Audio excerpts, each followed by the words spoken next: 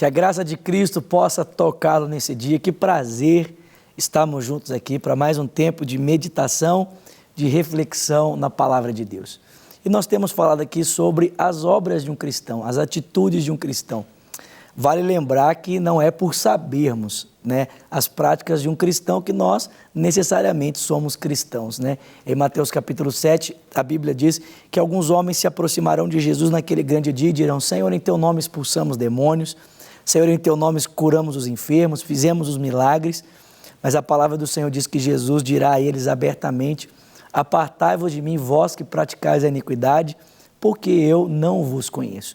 Então, não necessariamente porque alguém faz as obras de Cristo, essa pessoa realmente teve um encontro com Cristo. Mas todo aquele que teve um encontro com Cristo, então, irá praticar as suas obras, irá andar como ele andou. E é tão interessante que, ao conhecermos as obras de Jesus, nós podemos, então, medir a nossa vida para saber se, de fato, nós temos andado como ele andou ou se a nossa vida está distante dos seus mandamentos, Assim como um médico que usa de instrumentos para medir a saúde do seu paciente, para avaliar o seu estado físico, assim a palavra de Deus também é critério para avaliar as nossas vidas, para nos mostrar como está o nosso estado, a nossa saúde espiritual diante da realidade da vida do Senhor Jesus. E é um pouco sobre isso que nós temos falado aqui nos nossos últimos encontros, e eu espero que essa palavra nesse dia toque o seu coração profundamente e ela possa alinhar os seus caminhos em conformidade aos caminhos do Senhor Jesus. Convido você para ler comigo a palavra do Senhor em 1 João capítulo 2, verso 9, o texto bíblico diz assim: quem afirma estar na luz, mas odeia o seu irmão, continua nas trevas.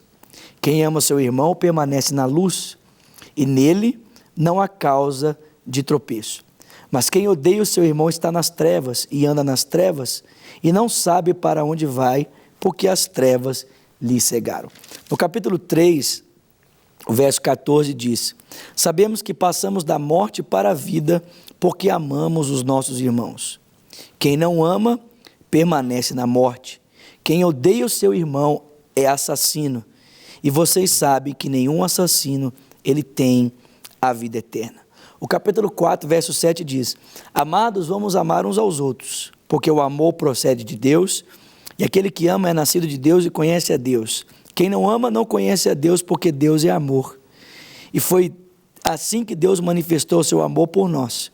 Ele enviou o seu Filho ao mundo para que pudéssemos viver por meio dele. E nisto consiste o amor, não em que nós tenhamos amado a Deus, mas que ele nos amou e enviou o seu Filho como propiciação para os nossos pecados. E o verso 20 diz: se alguém afirma, ama a Deus, mas odeia o seu irmão, é mentiroso. Pois quem não ama o seu irmão a quem vê, como pode amar a Deus a quem não vê? E ele nos deu esse mandamento: quem ama a Deus, ame também o seu irmão. Um cristão é aquele que anda em amor. Um cristão é aquele que ele não odeia as pessoas. E eu pergunto para você no dia de hoje: você guarda ódio no seu coração a respeito de alguém? Você guarda amargura no seu coração a respeito de alguém? Sabe por que um cristão não pode guardar ódio? É muito simples. Porque a vida de um cristão está baseada no prisma, no parâmetro do amor, no parâmetro do perdão. O cristão é aquele que vive numa comunidade em que o alicerce dessa comunidade é o perdão. Pense no estado em que eu e você estávamos outrora. A Bíblia diz que nós estávamos mortos nos nossos delitos e pecados. Nós costumávamos andar seguindo o curso desse mundo, seguindo o príncipe da potestade do ar, o espírito que agora opera nos que vivem na desobediência. Mas o texto diz que apesar de estarmos nesse estado de rebelião, de desobediência, o Senhor, o nosso Pai, Ele enviou Jesus Cristo para morrer pelos meus e pelos seus pecados. Nós tínhamos uma dívida impagável com Deus. Tínhamos uma dívida eterna com Ele. Uma vez que o caráter de Deus é eterno, nosso pecado sendo contra Deus, então ele se torna um pecado eterno. Quer dizer, nós nunca poderíamos pagar pelos nossos pecados. Mas a Bíblia diz que aquilo que nós não poderíamos fazer, Deus fez por nós. E isso é maravilhoso, não é verdade? Deus fez por mim, Deus fez por você, enviando o seu Filho. E uma vez que nós fomos perdoados de uma dívida eterna, então agora é esse senso de perdão eterno que nós recebemos que deve nortear os nossos conflitos, os nossos confrontos.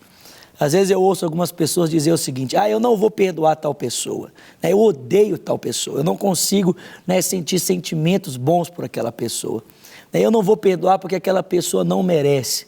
Mas é exatamente isso, perdão a gente não dá para quem merece, perdão a gente dá para quem não merece, porque se a pessoa merecesse, não seria perdão, né? Seria salário, seria pagamento. Eu te convido nesse dia a abrir mão do ódio, te convido nesse dia a abraçar o amor. Porque as obras de um cristão não são marcadas pelo ódio, as obras de um cristão são marcadas pelo amor. A Bíblia vai dizer para mim e para você que nós não devemos andar nos caminhos de Caim, que foi rebelde e que assassinou o seu irmão. Aí você pode dizer assim: que é isso, pastor? Eu nunca vou matar ninguém, não tenho coragem de desferir um golpe mortal e tirar a vida de uma outra pessoa.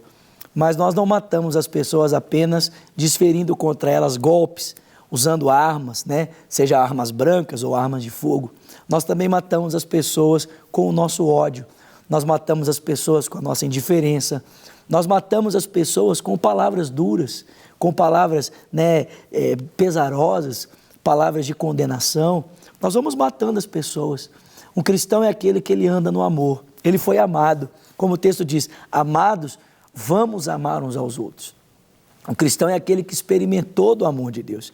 E porque ele experimentou dessa dádiva inefável, porque ele experimentou desse amor inefável, então agora o seu desejo é compartilhar o amor com outras pessoas. Talvez você esteja me assistindo e você esteja aí vivendo conflitos relacionais, talvez até mesmo dentro da sua casa. Talvez você é marido me assistindo e você está em conflito com a sua esposa, ou você é esposa com o seu marido, ou você é filho em conflito com os seus pais, ou você é pai em conflito com os seus filhos, e vocês não têm conversado, vocês não têm se falado, vocês têm preferido a indiferença do que o caminho do perdão, têm preferido o ódio do que o caminho da reconciliação. Eu desafio você nesse dia, deixe o Espírito de Deus tocar no seu coração. Ou você que me ouve pela Rádio Super agora, talvez você esteja aí vivendo esse momento de indiferença, de ódio, de crise no seu coração.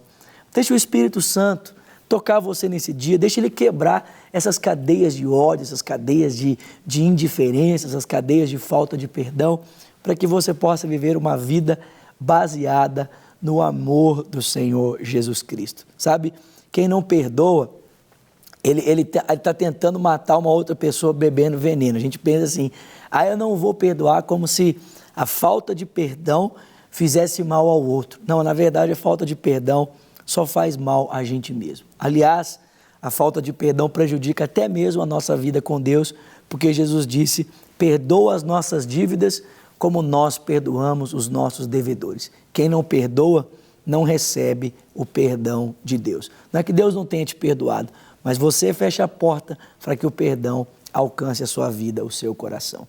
Deixo com você o telefone da paz, 3429-9550, e também o convite para aos domingos, às 20h30, você participar comigo do culto Cristo Vivo, na rua Manuel Macedo, no número 360. Se Deus quiser, nos encontramos amanhã para continuarmos a falar sobre as obras de um cristão. Que Deus te abençoe e até o nosso encontro. Até lá.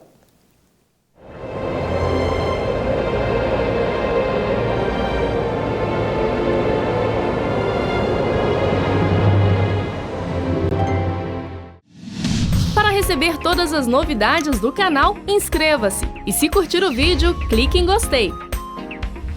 Aproveite para acompanhar a Rede Super nas redes sociais.